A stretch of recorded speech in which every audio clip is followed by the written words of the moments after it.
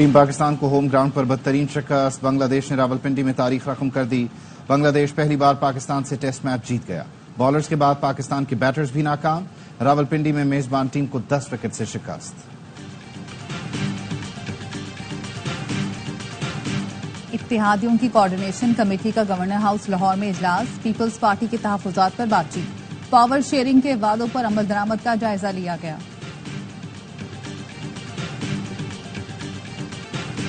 اور راولپنڈی سے پلندری جانے والی کوسٹر پانا پل کے قریب کھائی میں گر گئی، 25 مسافر جاں بحق، 4 خواتین اور 1 بچہ شامل۔ مکران کوسٹل ہائی وے پر زائرین کی بس کھائی میں گر گئی، 12 افراد جاں بحق۔ کراچی کے علاقے گولی بار میں ریلی پر فائرنگ، 2 افراد جاں بحق، 8 افراد زخمی ہو گئے۔ ڈی آئی جی ویسٹ کا کہنا ہے 2 مذہبی گروہوں میں تصادم ہوا۔ پولیس کے مطابق ریلی رضویہ سے گزر رہی تھی، کچھ افراد نے پتھراؤ کیا، اس کے بعد دونوں طرف سے فائرنگ ہوئی، زخمیوں کو سول اسپتال منتقل کر دیا گیا۔ مشتعل افراد کی ہنگامہ آرائی، بس سمیت 5 گاڑیوں کو آگ لگا دی، علاقے میں صورتحال کشیدہ، پولیس کی بھاری نفری طلب۔ کے انصاف میں اندرونی اختلافات ختم کرنے کے لیے کمیٹی تشکیل، سابق صدر عارف الوی سربراہ مقرر، کمیٹی اراکین کا چناؤ بھی عارف الوی خود کریں گے۔ ذرائع کا کہنا ہے عارف الوی اختلافات رکھنے والے رہنماؤں سے ملاقات میں تحفظات سنیں گے اور 1 ہفتے میں اختلافات کے خاتمے کے لیے تجاویز دیں گے۔ پی ٹی آئی نے لاہور میں 27 اگست کے مجوزہ جلسے کے لیے 5ویں درخواست دے دی۔ خورم لطیف کھوسا نے جلسہ منسوخ کرنے کی خبروں کی تردید کر دی، کہا جلسے کا NOC ہے، پنجاب حکومت جگہ نہیں بتا رہی، جماعت اسلامی کو احتجاج کی اجازت ہے، ہمیں نہیں۔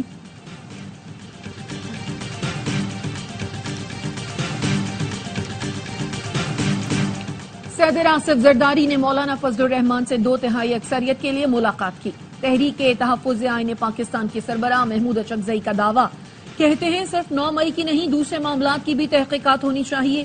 انتخابات میں PTI جیت چکی ہے، حکمرانی بھی ان کا حق ہے، آئین کی بالادستی اور پارلیمنٹ کو طاقت کا سرچشمہ تسلیم کرنا ہوگا۔ سیاسی جماعتیں بھی چندے کے نام پر رشوت لے رہی ہیں۔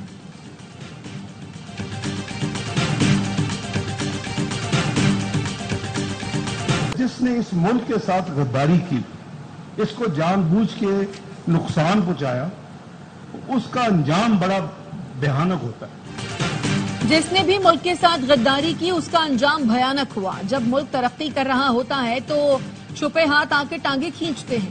نائب وزیر اعظم اسحاق ڈار کہتے ہیں جس ملک کو 24ویں بہترین معیشت بنایا تھا وہ 4 سال میں گر کر 47ویں نمبر پر آ گیا۔ جتنے مسائل ہیں وہ معاشی نقصان کی وجہ سے ہیں۔ کوشش ہے جلد معیشت بحال ہو، عوام کے لیے آسانی پیدا کریں۔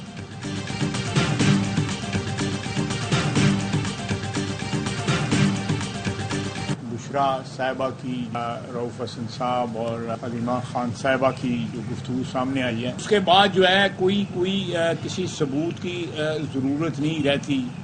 جیلوں میں جو گفتگو ہے وہ صیغہ راز میں نہیں رہتی، سوال ہی نہیں پیدا ہوتا۔ ہر موومنٹ جو ہے وہ ریکارڈ ہو رہی تھی، بہت بڑا جھوٹ۔ جلسہ ناکام ہو رہا تھا، جلسہ جو ہے ملتوی کر دیا۔ PTI جعلی بیانیاں بنا رہی ہے جس کا مقصد دوبارہ 9 مئی کرنا ہے۔ یہ چاہتے ہیں ایسے حالات کر دیے جائیں کہ سنبھالے نہ جائیں۔ وزیر دفاع خواجہ آصف کی سیالکوٹ میں گفتگو، کہا 6-7 ماہ میں بہت سی ناکام سازشیں ہوئیں، آج تحریک انصاف کئی حصوں میں تقسیم ہو چکی ہے۔ حلیمہ خان اور رؤوف حسن کی گفتگو کے بعد کسی ثبوت کی ضرورت نہیں رہتی۔ ان کی ہمارے ساتھ اتنی دشمنی نہیں جتنی آپس میں ہے۔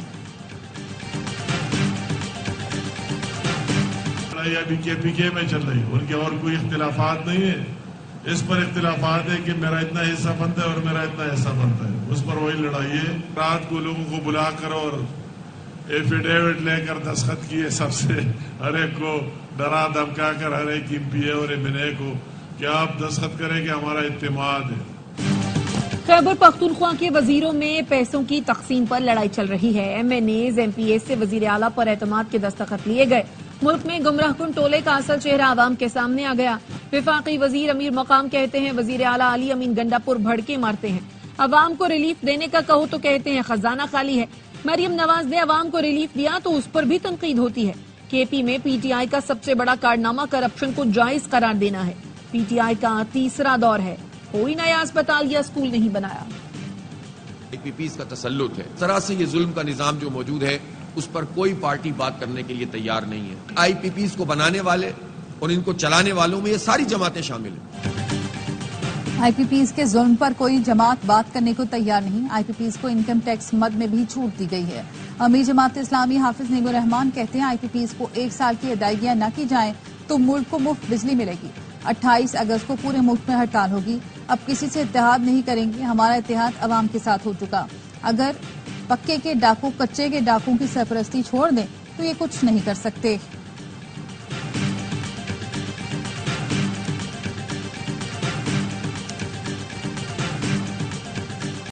देता टैक्स है लेकिन पलता चैरिटी पे। साइबर नाइफ लग गया एक और भी। इसमें का नाम इस शहर के डोनेशन देने वालों का, मुखैर हजरात का है। हुकूमतों को कोई हाथ ही नहीं। तो हुकूमतों से दरखास्त है कि उसका क्रेडिट उन लोगों को दें जो आपके बराबर में खड़े हुए। जिन्ना अस्पताल में साइबर नाइफ चंदे के पैसों से लगा, सिंध सरकार क्रेडिट न बटोरे। MQM पाकिस्तान के सरबराह डॉक्टर खालिद मकबूल सिद्दीकी कहते हैं कराची ऐसा शहर है जो टैक्स देता है लेकिन चलता खैरात पर है। 22,000 अरब रुपए टैक्स दिया, अपने पैसों का हिसाब लेंगे। हैदराबाद 75 साल से यूनिवर्सिटी का मुतालबा कर रहा था। सिंध के वजीर तालीम ने कहा उनकी लाश पर यूनिवर्सिटी बनेगी। 2008 में कराची दुनिया के 10 तरक्की करने वाले शहरों में शामिल था। आज ये 3 नाकाबिले रिहाई शहरों में आ चुका। इस वक्त शहर किसके पास था और आज किसके पास है? कानून नाफिज करने वाले इदारों की पितनाल खवारिज के खिलाफ बड़ी कामयाबी। 2 खारजी दहशतगर्दों को हलाक कर दिया। पुलिस का कहना है 24 अगस्त को थाना तौनसा की हुदूद में दहशतगर्द ग्रुप मौजूद था। पुलिस पहुंची तो दहशतगर्दों ने फायरिंग शुरू कर दी। जवाबी कार्रवाई में 2 खारजी दहशतगर्द मारे गए। फायरिंग के तबादले में SHO, सब इंस्पेक्टर और कांस्टेबल जख्मी हुए। RPO DG खान सज्जाद मंच का कहना है दहशतगर्दों से मुकाबला करके इनको खत्म करेंगे।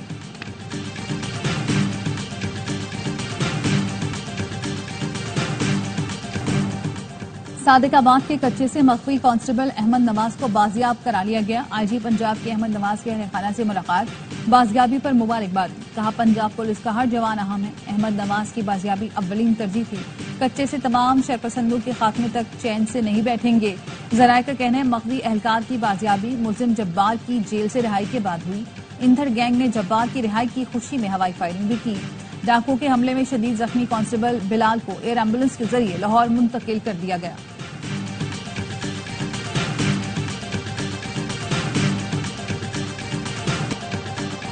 सांगढ़ और मजाफाती इलाकों में बारिश से नशेबी इलाके जेर आब। जामशोरों में मूसलाधार बारिश से नदी नालों में तोगयानी। मीरपुर खास में भी मूसलाधार बारिश हुई। मॉनसून का ताकतवर सिस्टम आज से मुल्क में दाखिल होने का इम्कान। पंजाब और सिंध में आज से 29 अगस्त तक मूसलाधार बारिश की पेशगोई। PDMA ने पंजाब में अलर्ट जारी कर दिया। कराची में भी हंगामी हालत नाफिज। बल्दिया उज़्मा कराची के स्टाफ की छुट्टियां मनसूख कर दी गईं।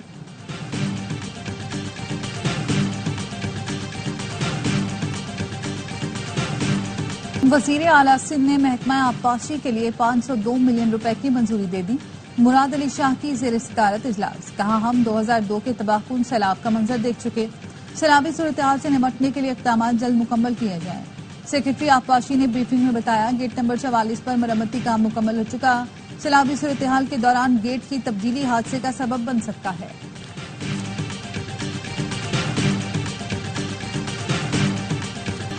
कराची में 10 साला बच्ची ज्यादती के बाद कत्ल। सदर में कचरा कुंडी से बच्ची की लाश मिली थी। गवर्नर सिंध का बच्ची की लाश मिलने का नोटिस। एडिशनल IG से रिपोर्ट तलब कर ली। कामरान टेसोरी ने कहा पुलिस के लिए ये एक टेस्ट केस है, खुद इसको फॉलो भी करूंगा। वजीर आला सिंध मुराद अली शाह की IG को तहकीकात और मुजरिम को कैफर किरदार तक पहुंचाने की हिदायत।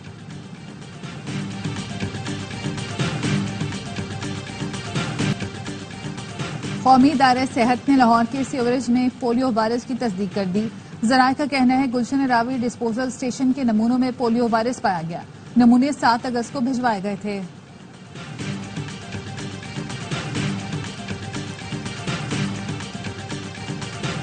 पाकिस्तान ने भारतीय वजीर आजम नरेंद्र मोदी को शंघाई ताउन तंजीम के इजलास में शिरकत की दावत दे दी। पाकिस्तान में शंघाई ताउन तंजीम का इजलास 15 और 16 अक्टूबर को होगा। इत्तेहादियों की कोऑर्डिनेशन कमेटी का गवर्नर हाउस लाहौर में इजलास। पीपल्स पार्टी के तहफ्फुजात पर बातचीत। नून लीग की जानिब से इसहाक डार, मरियम औरंगजेब, मलिक मोहम्मद अहमद खान और पीपल्स पार्टी की तरफ से राजा परवेज अशरफ, नदीम अफजल चंद, हसन मुर्तजा और अली हैदर गिलानी शरीक। पावर शेयरिंग के वादों पर अमल दरामद का जायजा। हसन मुर्तजा कहते हैं नून लीग से कोई बड़ा मुतालबा नहीं, तरक्याती मंसूबों और अहम इक़दामात पर एतमाद में लिया जाए। बिजली के बिलों में रिलीफ देने पर एतमाद में नहीं लिया गया।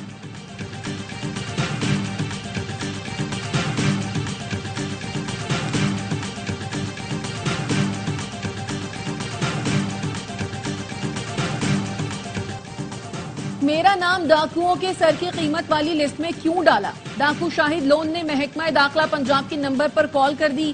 لسٹ میں پہلے نمبر پر موجود ڈاکو نے کہا جنہوں نے پولیس اہلکاروں کو شہید کیا ان میں سے کسی کا نام اشتہار میں نہیں دیا گیا۔ پولیس اہلکاروں کی گاڑی پھنسی تو کسی نے مدد نہیں کی۔ افسران کے خلاف کارروائی کی جائے۔ حکومت پنجاب نے 20 ڈاکوؤں کے سر کی قیمت 1 کروڑ مقرر کی تھی۔ حزب اللہ اور اسرائیل کے ایک دوسرے پر حملے۔ حزب اللہ کا کہنا ہے کمانڈر کی موت کے جواب میں اسرائیل پر ڈرون اور راکٹوں سے حملہ کیا گیا۔ 320 راکٹ داغے گئے، 11 اسرائیلی فوجی اڈوں کو نشانہ بنایا گیا۔ ترجمان حزب اللہ نے کہا اسرائیل پر حملے کا پہلا مرحلہ کامیابی سے مکمل ہو گیا۔ اسرائیلی فورسز کے بھی جنوبی لبنان پر سرحد کے قریب فضائی حملے۔ اسرائیل نے آئندہ 2 روز کے لیے ایمرجنسی نافذ کر دی۔ وائٹ ہاؤس کا کہنا ہے صدر بائیڈن لبنان اور اسرائیل کشیدگی کو قریب سے دیکھ رہے ہیں۔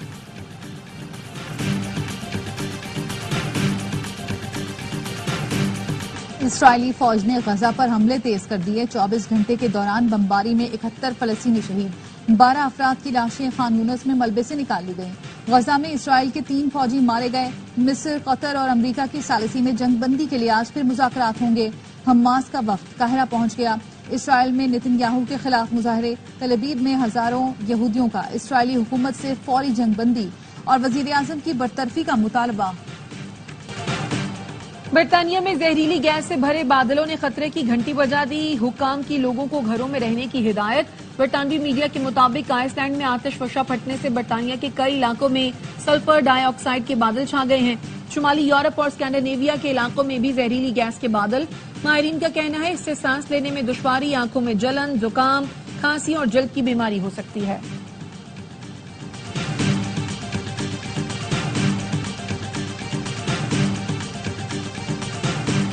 مودی کے بھارت میں زیادتی کے بڑھتے واقعات۔ پونے کے اسکول میں 12 سال کی طالبہ کے ساتھ زیادتی۔ والد کی شکایت پر 56 سالہ پی ٹی ٹیچر، پرنسپل سمیت 7 افراد کو گرفتار کر لیا گیا۔ پولیس کا کہنا ہے ملزم اس سے قبل بھی خاتون ٹیچر کو ہراساں کرنے پر جیل جا چکا ہے۔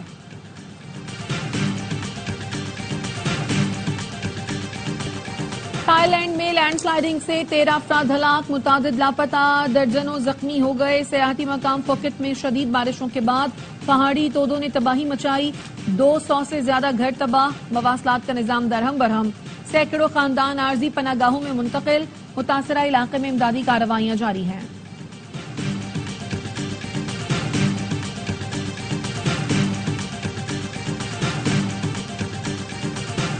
سڈنی میں حادثے کے بعد کار سواروں کا جھگڑا، چاقو حملے سے پولیس افسر سمیت 6 افراد زخمی ہو گئے۔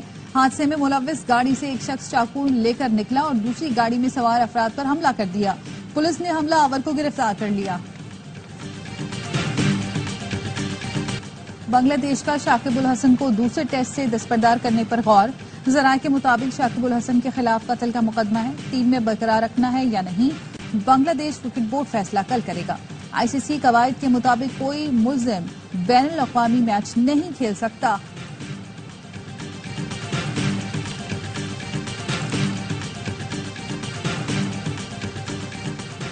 ویمنز ٹی20 ورلڈ کپ میں فاطمہ ثنا پاکستان ٹیم کی قیادت کریں گی۔ سابق کپتان ندا ڈار کھلاڑی کی حیثیت سے ٹیم میں شامل ہوں گی۔ سعدیہ اقبال کی شمولیت فٹنس سے مشروط ہے۔ میگا ایونٹ 3 سے 20 اکتوبر تک متحدہ عرب امارات میں کھیلا جائے گا۔ نیدرلینڈز کے فٹ بالر انوار الغازی کا غزہ کے بچوں کے لیے 5 لاکھ یورو عطیہ کرنے کا اعلان۔ گزشتہ سال الغازی کو فلسطین کے حق میں آواز بلند کرنے پر معطل اور معاہدہ ختم کر دیا گیا تھا۔ عدالت نے معطلی غیر قانونی قرار دے کر 9 ماہ کی اجرت دینے کا بھی حکم دیا۔ الغازی نے کلب سے ملنے والے رقم میں سے 5 لاکھ یورو فلسطین کے بچوں کے لیے دینے کا اعلان کیا۔ اور سلسلے توڑ گیا وہ سبھی جاتے جاتے۔ رومانوی شاعر احمد فراز کو مداحوں سے بچھڑے 16 برس بیت گئے۔ احمد فراز نے اپنے لفظوں سے شاعری کو نئی جہتوں سے روشناس کرایا۔